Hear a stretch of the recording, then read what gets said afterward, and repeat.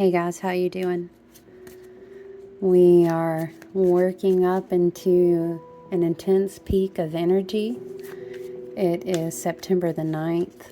The full moon will be exact later tonight and on into the morning.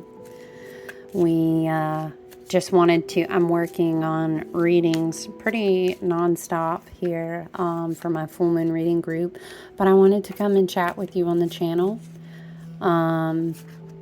Send you some loving energy from the sandalwood, from the Merkaba, from the apophyllite, from the Herkimer diamond. This is a lot of third eye, crown chakra, healing, protection, cleansing, release. So you guys, we've got a full moon in Pisces, which will also have a lot of Neptunian influence. We're going to have a lot of divine feminine flow. We are in the full moon, the harvest moon. We are, this can feel like a beautiful spiritual dream-like energy as we move closer to the ending of the wheel of the year. The veils will be thinning. We can, this can be a great time to do reflective work and divination if you use those tools. Meditation is going to be wonderful for us right now, okay? You know, if you've been watching any other videos, that we are working through a lot of Saturn retrograde energy, Pluto retrograde energy, karmic healing, karmic release, contracts, relationships, cycles of life, karmic cycles that even extend beyond us in this incarnation, in this lifetime, are coming to a completion. We're going to be feeling a lot of energy that's going to be edging us towards what might feel like substantial release. Remember, we talked a lot about cord cutting, a lot about banishing. There's a lot of Virgo season's going to help us be grounded, while a lot of things that had a massive hold on us energetically, spiritually, in the ethers, in the 3D, in the third dimension, in this realm, in our human bodies as well, addictions, bonds, past behavior. Addictions doesn't just mean substance, okay? Codependency, finding value in things that exist outside of us, people pleasing, habitual behavior that puts us in painful, emotional, karmic situations between family members, between lovers, between work situations that we go into agreement with, between places that we live. This can play out in any way. Take it as you will, as it resonates, of course. Things that have had a massive, substantial hold on us, these cords, these bonds have been broken if we continue to release and let go from our hands the grip. This Pisces Neptunian energy is going to have us doing a lot of work in the ethereal realms. Our ancestors, our guides, our higher self, a lot moves on our behalf, so don't ever doubt that. We may be experiencing with a lot of massive amount, like almost 6 or 7 planets getting ready to be fully in retrograde. We feel like we're on the brink of something, but at the same time, maybe something that feels like a loss that we can't put our finger on. And this Pisces Neptunian energy joining with this full moon, we might kind of feel like we're facing things on a deep emotional level that feel conflicting, but we also have a lot of energy working in our favor that can help us find resolution to like inner conflict, okay? So it's going to be a very introspective time, but I feel like there's huge themes of accepting and being compassionate. It's very tricky, and it's always about balance in the spiritual practice, and while also being human.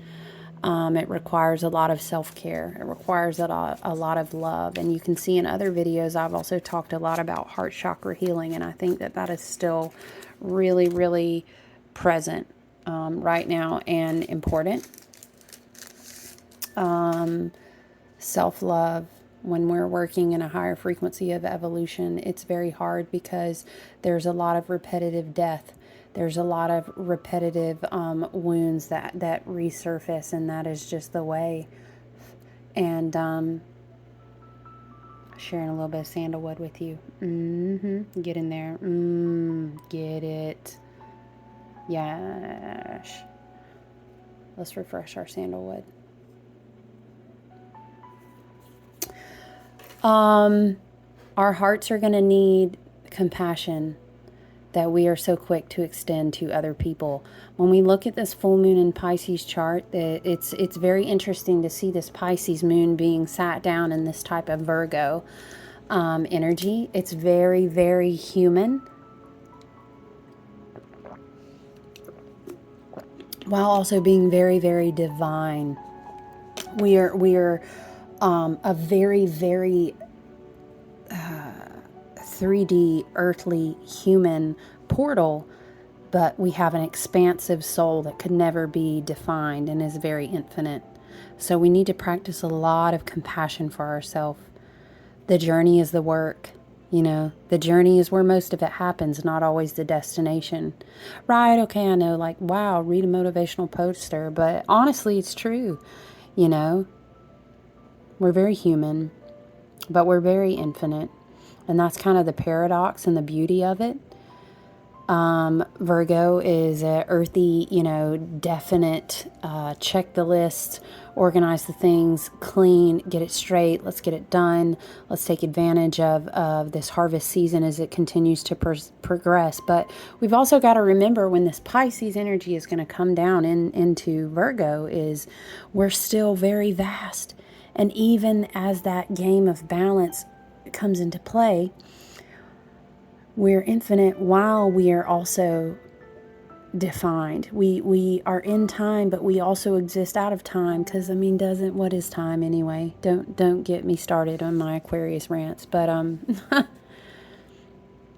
listen, slow down.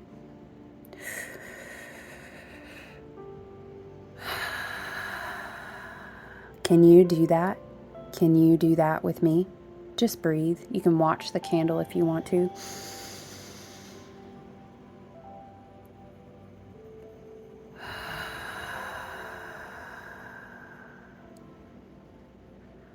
There's only just now. And embodying ourselves down into such a beautiful earth sign, while also being reminded of the amazing, synchronistic, magical, playful energy of the water sign of Pisces, especially magnified by the reflective beauty of a full moon. We can go inward, we can breathe. We need to take a little minute to digest some things, okay? We're not trying to be perfect. We all have flaws. We're very human. But that is the essence of the divine energy that runs through all things, coming down into a very 3D embodied experience to feel all range of emotions: raw, pain, suffering, joy, ecstasy, love, to taste foods, to feel the sun, to swim in the water, to see the birth of a child. There's so many things we could go on. Spirit would encourage you, your higher self would encourage you to even maybe gratitude journal about the things that are beautiful and serendipitous and magical to you, to remind yourselves that the journey is the part of the way, and our soul expands within these experiences, and that's how we grow. Please be mindful of, again, almost 7 retrograde planets going on right now. This is going to extend for some time. It further encourages us to reflect. There's a lot of energy about integration right now.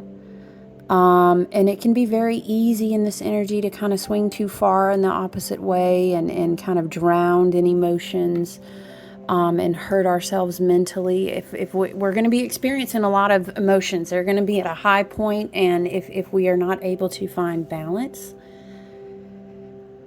be very conscious of ourselves through each day. Be very mindful, slowing down and just allowing.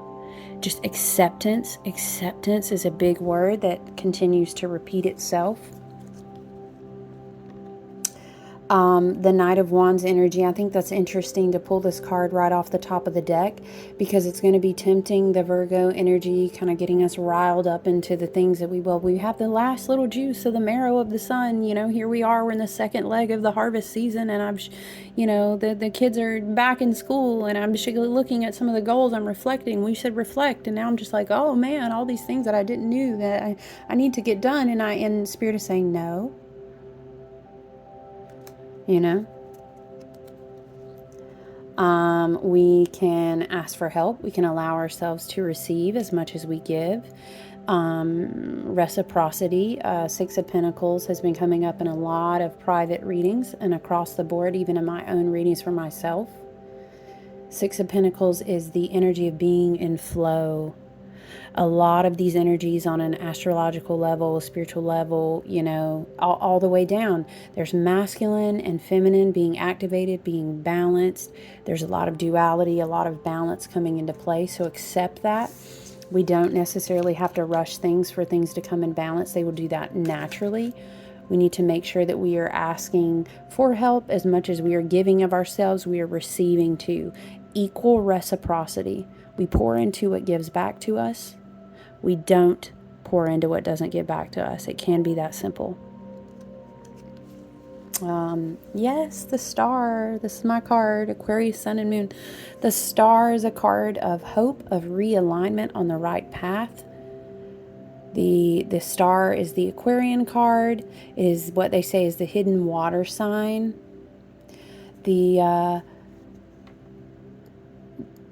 What is your North Star that guides you? I'm feeling this energy of remembering what you are doing it all for, remembering why you do the spiritual work, remembering, and then of course we were just literally talking about, you know, we're the mystery, you know, we're infinite, and here we see the star to encourage us, to return us to hope.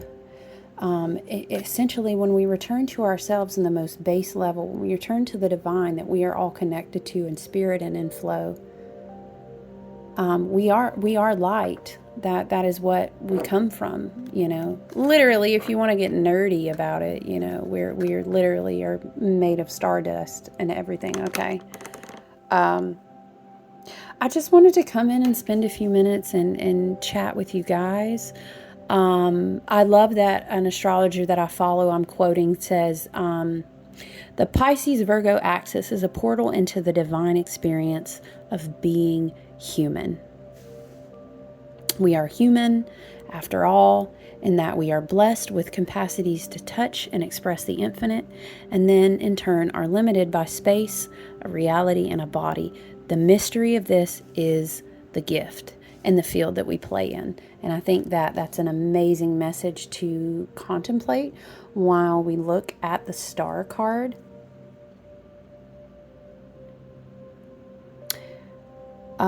We let go. We surrender to what is, the cosmos, our higher selves, our guides, and the angelic realms, our ancestors, the energy of Gaia. Everything is working around us to our highest and best good, to bless us, to show us favor, to help us grow. So let's encourage ourselves in hope. And we can choose that perspective if we want to. That is up to us. And as we are going to be coming into obstacles, and we're going to be experiencing a lot of emotion and a lot of balance. Is going to require us to be courageous. We are, you know, Mars retrograde, Mercury retrograde. I'm not even going to go down the retrograde list, but let's just breathe and know that all of the experiences are divine. What can we reflect and glean from them to help us evolve? You know, the Aquarian card of the star, the Aquarius wants the collective to evolve. And each time we introspect, each time we grow, each time we choose to shift our perspective, all of this growth and healing and integration also affects the collective. So when you do the work on the micro, we all grow together. So you can take hope and take faith and take joy that as you digest your experiences, as you slow down and take a breath, as you integrate your experiences, you are helping the collective shift and do the same. I promise you are. Now the knights have been wanting to come through, the Knight of Swords. the Knight of Wands. It's going to be, we have a lot of karmic energy, karmic cycles, karmic relationships coming through. You're going to have a lot of energy coming to rush in, coming to bang on the door. Do not be tempted to answer the text, answer the email, answer the phone call. Don't go back into that energy with the family member, with the friend, with the ex-romantic partner. These retrogrades will bring the energy knocking. We already talked about that in another video. I love you. I tell myself, I tell you the same. We're not returning to that energy that wants to rush in. Do not let it rush into your mind. Do not let it rush into your spirit. Things are coming to balance. Contracts have been made complete. We are not going to pour into anything that does not pour back into us. When you know better, you have to do better, right? That's the phrase that comes to mind. The Nine of Pentacles is a very beautiful, reflective energy.